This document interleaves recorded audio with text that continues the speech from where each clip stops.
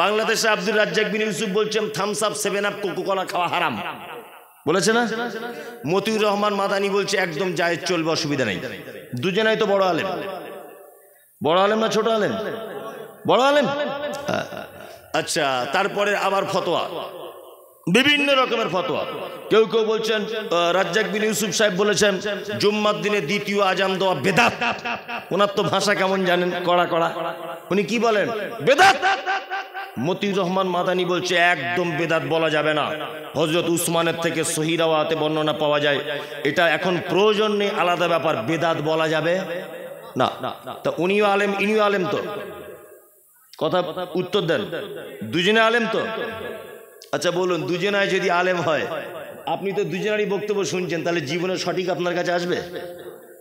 আসবে? তাহলে এখন করবেন কি? পড়াশোনা করতে হবে। কি করতে হবে? এখন আমি একদিন ডাক্তারখানাতে গেছি, ভালো করে বুঝবে। ডাক্তার আমাকে বলছে প্রতিদিন তোমাকে 1 কেজি করে খাঁটি দুধ খেতে হবে। খাঁটি দুধ। ভালো। আমি একটা গোয়ালাকে বলছি ভাই 1 কেজি খাঁটি দুধ দিও তো, খাবো। ডাক্তার বলেছে। তা দুধ নিয়েছি, আমার স্ত্রী জাল দিয়েছে ভালো করে, দুধটা ঠান্ডা হয়ে যাওয়ার পরে দেখছি উপরে সর জমেছে। সর বুঝেন দুধের? হ্যাঁ। 1 সপ্তাহ ধরে সর জমছে, 15 দিনে মাথায় দেখছি সর নাই। তা গোয়ালাকে জিজ্ঞেস করছি ভাই কি ব্যাপার, আর সর হচ্ছে না?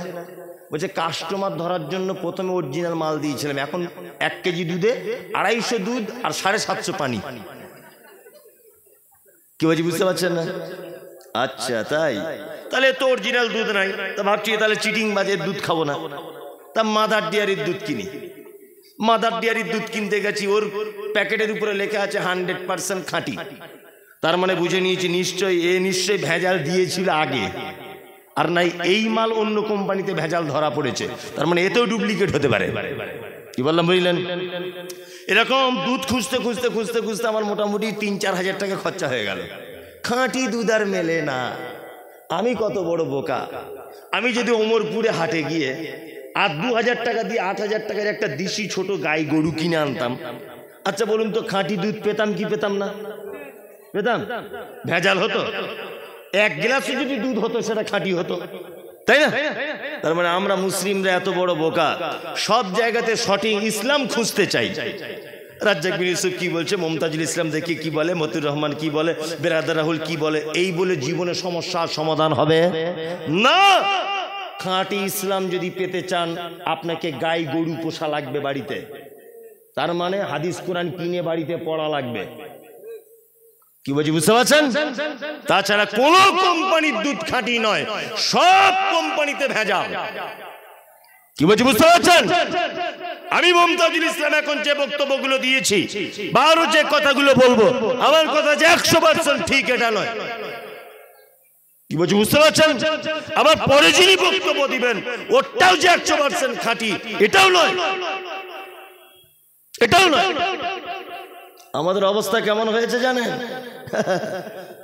দেখবেন ওই একদিন হাটে দেখছি ওই বয়রা হরিতকি, তারপরে আমলকি, এসব অ্যাডভার্টাইজ দেয় না, টোটে ফোটে নিয়ে বিক্রি করে, সব কিছুর নাম বলে, এতে আছে অমুক, এতে আছে অমুক, এতে আছে অমুক, এতে আছে তমুক, নিয়ে আপনি 1 কোটো বাড়ি নিয়ে চলে গেলেন। ওর মূল উদ্দেশ্যে মাল বিক্রি করা।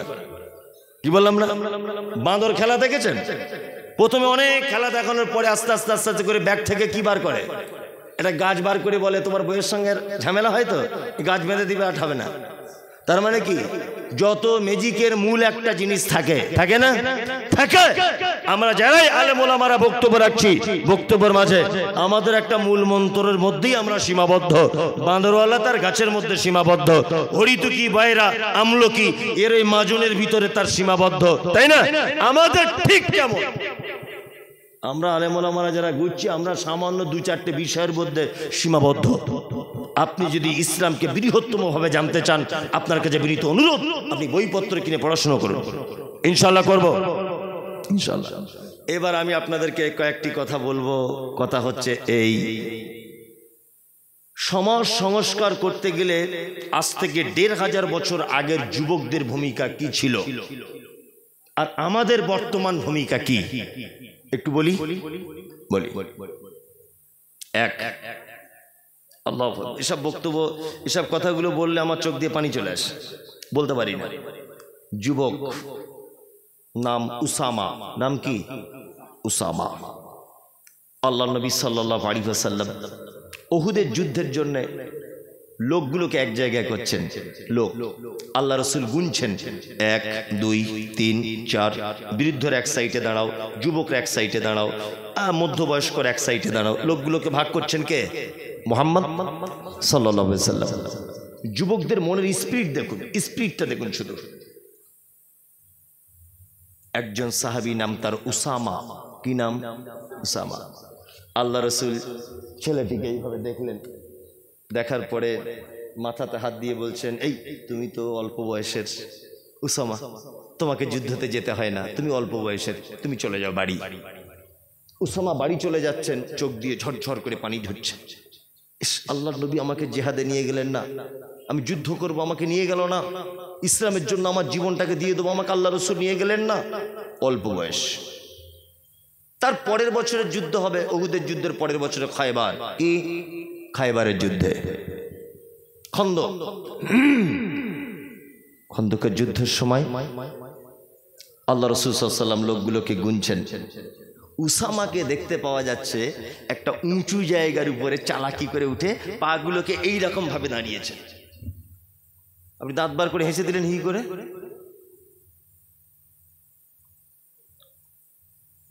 যখন 1000 লোক দাঁড়িয়ে আছে, 1000, উসামা তো ছোট ছোট, একদম যুবক, ছোট 11 12 13 বছরের বয়স।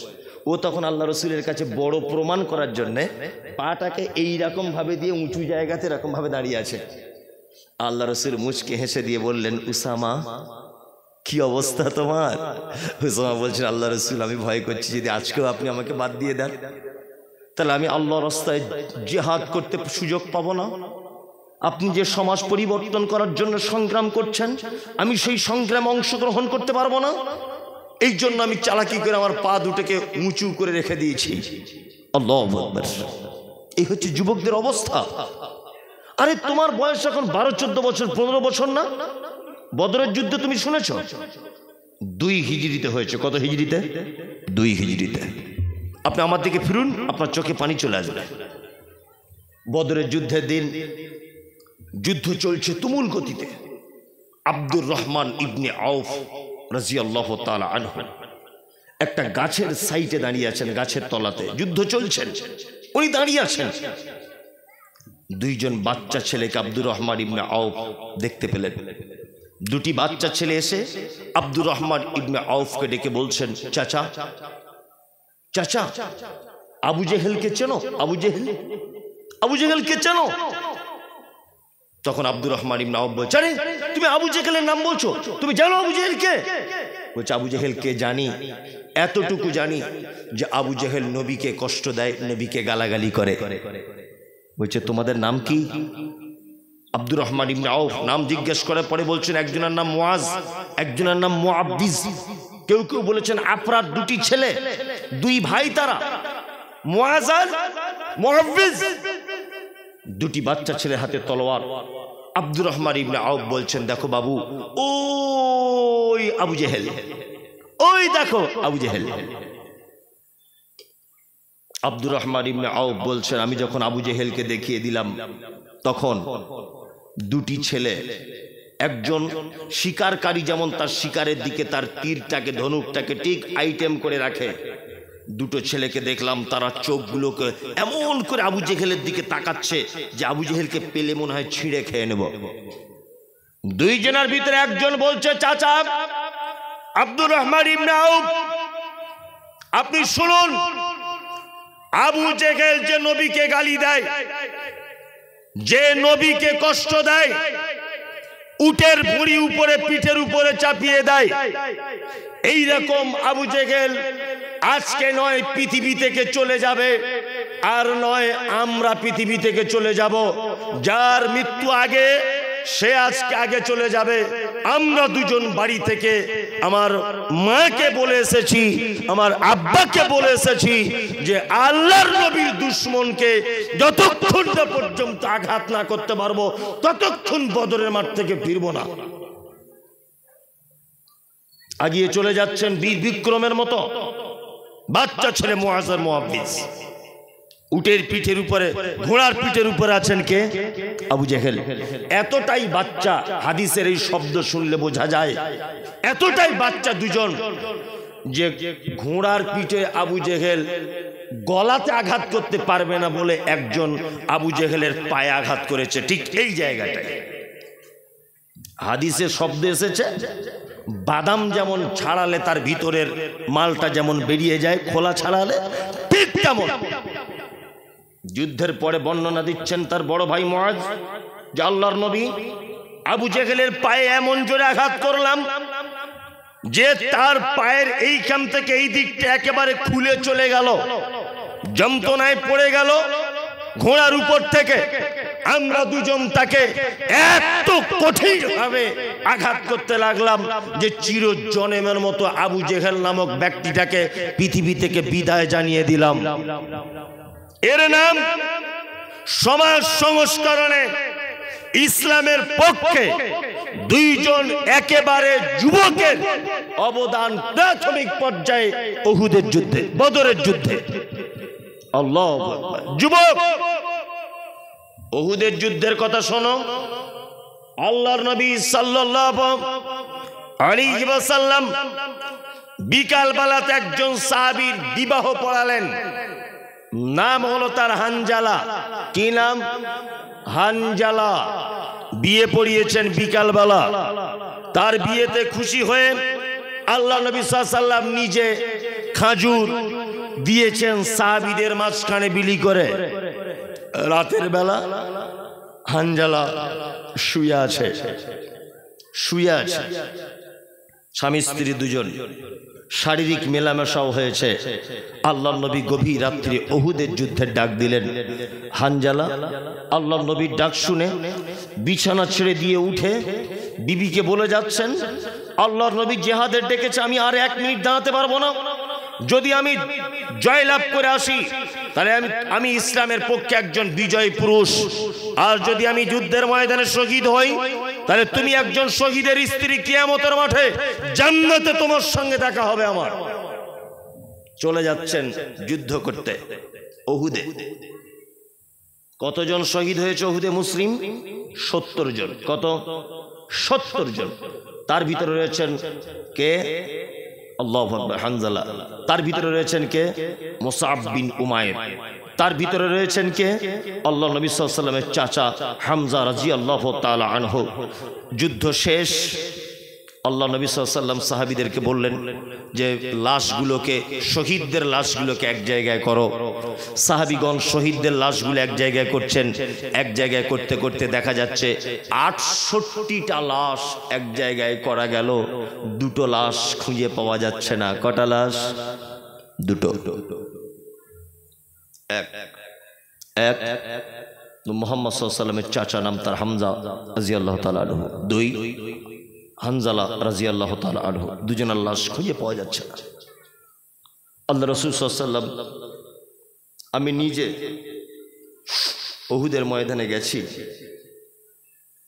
আমি নিজে দেখে এসেছি যেখানে কোনো পানির ব্যবস্থা ছিল না, ছায়ার ব্যবস্থা নেই, শুধু পাহাড় আর পাহাড়। আল্লাহ নবী সাল্লাল্লাহু আলাইহি ওয়াসাল্লামের 70 জন সাহাবী আজও পর্যন্ত সেখানে কবর আছে। উহুদের পাহাড়ের পাশে কবরগুলো ঘেরা আছে, রেলিং দিয়ে ঘেরা আছে, 70 জন সাহাবীর কবর। আল্লাহ রাসূল উহুদের মাঠে দাঁড়িয়ে ডুকরে ডুকরে কাঁদছেন যে আমার 70 জন সাহাবী শহীদ হয়েছে। ইতিমধ্যে আল্লাহ রাসূলের মন খারাপ। একজন মহিলা এলেন, এসে মহিলা বলছেন, আল্লাহর নবী, আপনি কি আমাকে চিনতে পারছেন? চিনতে পারছেন? আল্লাহ রাসূল বলছেন, না, তোমাকে চিনতে পারছি না। তুমি কে? মহিলা। তখন মহিলা তার হাতটাকে খুলে দিয়ে বলছেন, আল্লাহ রাসূল, হ্যাঁ, আপনি গত বিকাল বেলাতে কারুর বিয়ে পড়িয়েছিলেন? বলছে, হ্যাঁ, আমি হানজালার বিয়ে পড়িয়েছি। মহিলা তখন বলছেন, আল্লাহ রাসূল, আমি সেই হানজালার স্ত্রী। গতকাল বিয়ের জন্য যে মেহেন্দি পড়েছিলাম, দেখুন মেহেন্দিটা এখনো পর্যন্ত আমার হাতে কাঁচা, শুকিয়ে যায়নি। আমি হানজালার স্ত্রী। আল্লাহ রসুল এই কথা শোনার পরে খুব জোরে কাঁদলেন, বাচ্চা ছেলের মতো। হানজালার স্ত্রী বলছেন, আল্লাহ রসুল, আমি আমার স্বামীর ব্যাপারে একটা শুধু কথা আপনাকে জানাতে এসেছি, সেটা হচ্ছে এই, আপনি তো বলেছেন যে যুদ্ধতে যারা শহীদ হয়ে মারা যায় তাদের কাফন দেওয়া হয় না, যে কাপড় পরা অবস্থায় থাকে ওই কাপড়ই তাদেরকে রক্ত মাখা অবস্থায় দাফন করা হয়, গোসল দেওয়া হয় না। আল্লাহ রসুল, আপনাকে আমি একটা কথা বলতে এসেছি, সেটা হচ্ছে এই যে আমার স্বামী গতকাল বিবাহের প্রথম রাত্রিতে আমার সঙ্গে শারীরিক সম্পর্ক করেছে। হে আল্লাহ রসুল, আপনি যুদ্ধের ডাক দিয়েছেন, ও গোসল করতে পর্যন্ত ভুলে গিয়েছে, আপনার প্রেমে পাগল হয়ে যুদ্ধের ময়দানে ঝাঁপিয়ে পড়েছে। আল্লাহ রসুল, আপনি আমার স্বামী যদি শহীদ হয়, আপনি দয়া করে তাকে একটু গোসল করার ব্যবস্থাটুকু আপনি করে দেবেন। ও না পাক অবস্থাতে আছে, অপবিত্র অবস্থায় আছে। আল্লাহ রসুল সাল্লাল্লাহু আলাইহি ওয়াসাল্লাম দেখছেন দুইজন সাহাবী কাঁধে করে একটা লাশ নিয়ে আসছে, লাশটার মাথার দিক দিয়ে পানি ঝরে ঝরে পড়ছে। এই মুহূর্তে জিবরিল আমিন এসে আল্লাহর নবীকে বলছেন, মুহাম্মদ সাল্লাল্লাহু আলাইহি ওয়াসাল্লাম, আপনি যাকে খুঁজছেন হানজালা, হানজালার লাশ চুরি হয়ে যায়নি, কেউ নিয়ে পালিয়ে যায়নি। আল্লাহ হানজালার শহীদে এত খুশি হয়েছে, এত খুশি হয়েছে যে হানজালার লাশটাকে তৃতীয় আসমানের উপরে ফেরেশতা দিয়ে তুলে আল্লাহ ফেরেশতাদেরকে দিয়ে গোসল করিয়ে জমজমের পানিতে মিসকে আম্বারের সেন্ট লাগিয়ে কাফন পরিয়ে, ওই দেখুন টাটকা পানি ঝরতে ঝরতে আসছে দুইজন সাহাবীর কাঁধের উপরে। ইসলামের প্রাথমিক পর্যায়ে যুবকদের এত ভূমিকা ছিল, নিজের নতুন বিবাহিত স্ত্রীর কাছ থেকে উঠে দ্বীনের স্বার্থে, কোরআন বাঁচানোর স্বার্থে, মুহাম্মদ সাল্লাল্লাহু আলাইহি ওয়াসাল্লামকে বাঁচানোর স্বার্থে, মুহাম্মদ সাল্লাল্লাহু আলাইহি ওয়াসাল্লামের প্রেমের স্বার্থে, ইসলামের সুশীতল ছায়ায় নিজেদেরকে সঠিকভাবে রাখতে ঘুমন্ত স্ত্রীর কাছ থেকে উঠে গিয়ে তারা চলে গেছে জিহাদের ময়দানে। আজকে যুবক, তুমি কি সমাজ পরিবর্তন করবে? ফজরের আজান হলে তোমার নিজেরই ঘুম ভাঙে না। তুমি কি সমাজ